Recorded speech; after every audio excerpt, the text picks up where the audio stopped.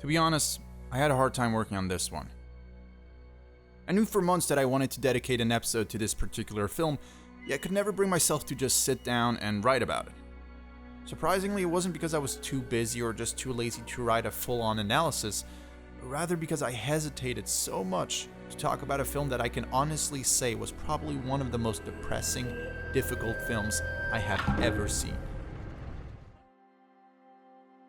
City of Life and Death deals with such a controversial subject matter that even to this day, certain politicians and scholars, yes, even scholars, have been denying or minimizing the events depicted.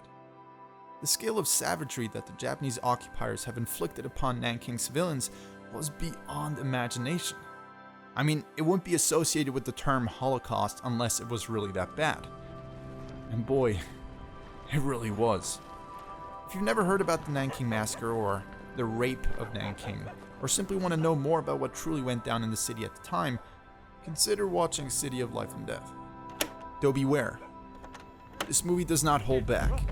It shows you, in full graphic detail, what really went down in Nanking in 1937. My name is Mike, and this is Impactful Pictures.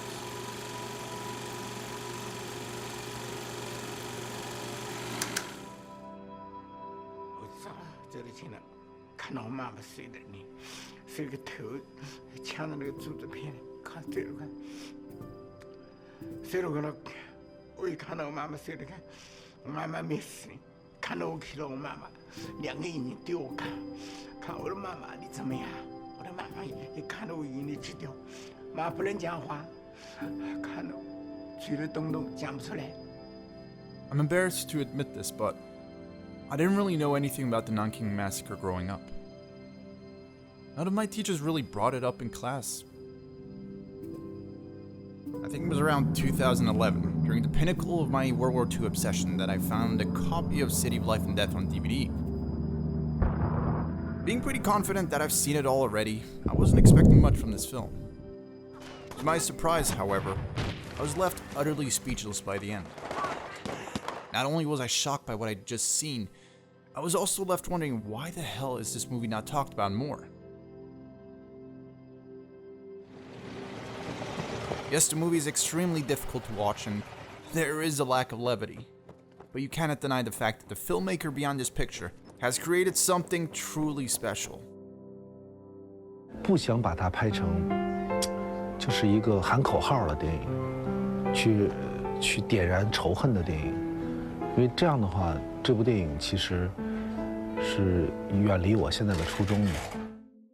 I wouldn't be calling it the Chinese Schindler's List unless I knew how important of a film this is. Not only for the Chinese and the Japanese, but all of us. The film spans over the course of 6 weeks, during which Japanese soldiers have massacred thousands upon thousands of Chinese POVs and civilians. I know it sounds bad already, but it gets worse. According to various sources, at least 20,000 women were raped during the siege. Some of them were even children.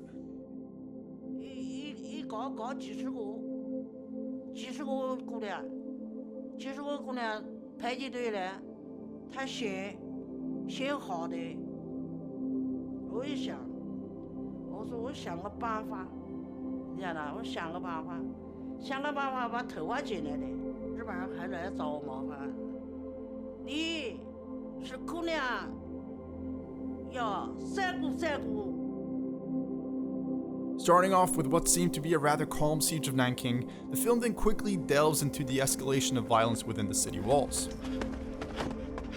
At first, it merely looks like the Japanese troops are trying to get rid of the opposition, which, in times of war, makes sense.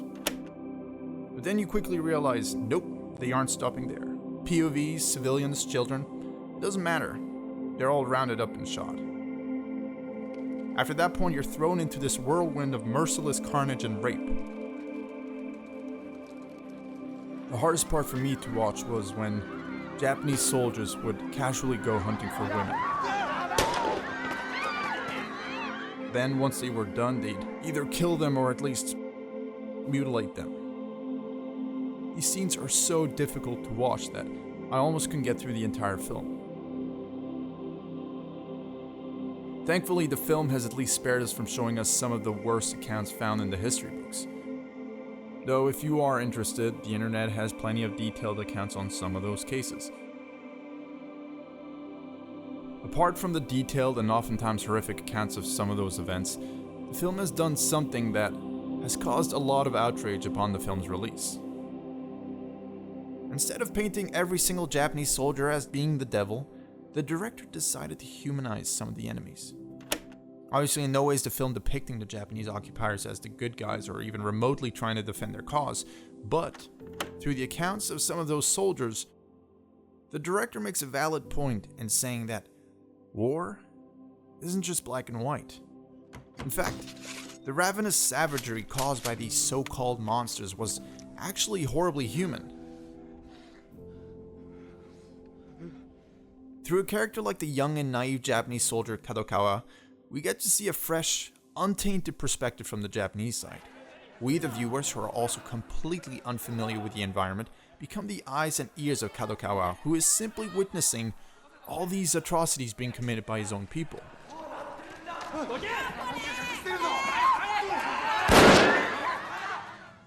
He does not necessarily partake in the massacre nor the infamous rape of Nanjing, yet he cannot help but feel responsible for these acts. There's a certain amount of guilt and shame that builds up inside him, which, without spoiling anything, becomes too much to bear later on in the film. City of Life and Death gives us quite a bit of insight into what these Japanese soldiers went through. Moments of amicable exchanges between the soldiers, juxtaposed with the barbaric treatment of the Chinese, emphasizes the absurdist and confusing nature of war.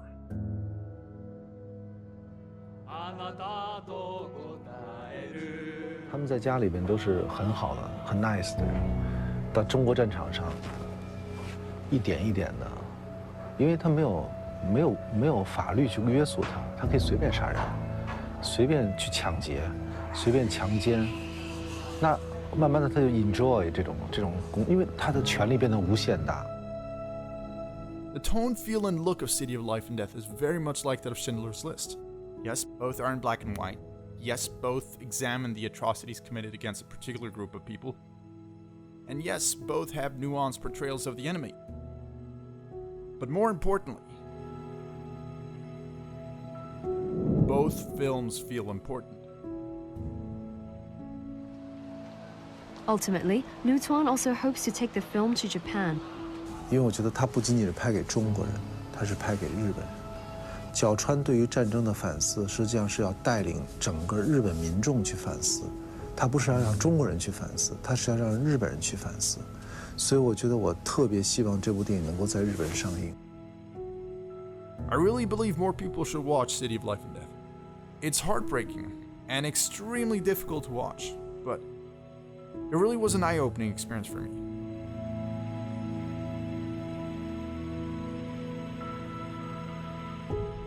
I knew nothing about this part of the war, and I'm sure a lot of Westerners grew up with little to no knowledge about it as well. Let's not brush aside these forgotten wars just because they didn't take place on our own soil. Let's keep educating ourselves about the past, and in the process, work on building a better future. My name is Mike, and this is Back to the Pictures.